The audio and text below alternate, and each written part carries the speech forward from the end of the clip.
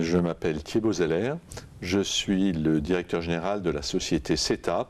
Nous sommes spécialisés dans la conception, la fabrication et la distribution de raccords sanitaires souples d'évacuation d'eau pour le bâtiment. Nos clients sont des plombiers au travers de la distribution professionnelle. Nous sommes fabricants français, mulhousiens, et leaders sur notre marché, certes un marché de niche, mais leader quand même.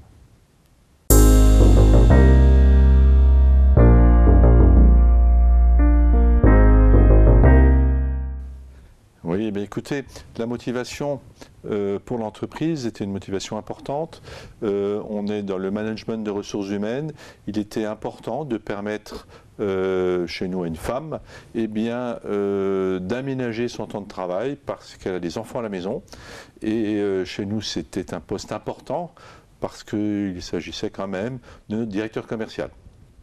Donc, là, on a permis à notre directeur commercial d'être présente chez elle le mercredi et le vendredi après-midi, qui étaient des périodes qui étaient très compliquées à gérer pour elle.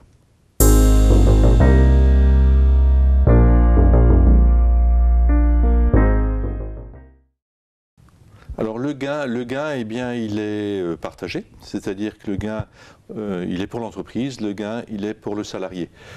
Pour le salarié d'abord parce que ça lui évite des frais importants de garde d'enfants après la période scolaire, donc tout le mercredi après-midi, très tôt le vendredi. Ça lui permet d'autre part une présence qui est assez difficile à quantifier, mais qui est importante aussi par rapport à ses enfants. Le gain pour l'entreprise, il est très important, c'est une fidélisation importante de salariés parce que la salariée apprécie particulièrement l'effort qui est fait par l'entreprise. Le gain après, on le retrouve aussi en cas de maladie. Ce n'était pas prévu au départ, mais on s'aperçoit que ça permet à notre directeur commercial de continuer à être présente tout en étant absente. C'est un peu particulier, mais c'est ça. Et également, elle dispose de tout le matériel nécessaire pour, de temps en temps, aller faire une vérification, un contrôle sur des actions en cours au sein de l'entreprise.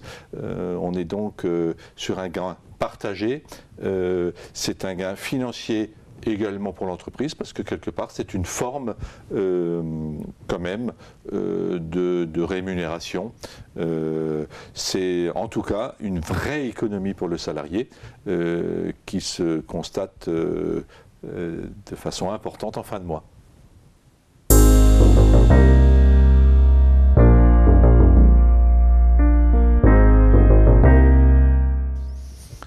Alors qu'est-ce qu'on peut faire? Qu'est-ce qu'on peut faire pour que d'autres chefs d'entreprise décident eux aussi de rentrer dans ce genre de processus? Eh bien, je pense que d'abord il faut les informer, il faut leur dire, il faut dire que ça existe, il faut dire à quoi ça sert, il faut dire comment est-ce qu'ils vont pouvoir s'en servir.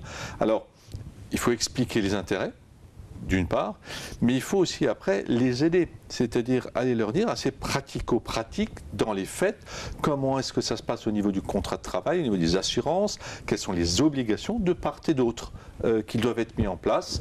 Le cadre est très précis, il faut donc informer sur ce cadre et après former et aider pour que les entreprises puissent respecter et aient envie d'aller dans ce cadre-là. Après, je pense que ce qui serait aussi très intéressant, c'est en tout cas de façon temporaire d'aider avec des allégements de charges par exemple, le chef d'entreprise. Je pense que ça serait vraiment quelque chose de très incitatif et démontrerait un vrai accompagnement, une vraie volonté de promouvoir cette façon de travailler qui est vraiment un élément important et d'avenir pour nos PME. Il est important que, enfin moi je crois, qu'elles l'intègrent et que, mais pas avec tout le monde, mais avec les personnes pour lesquelles c'est possible, mais qu'elles le mettent en place.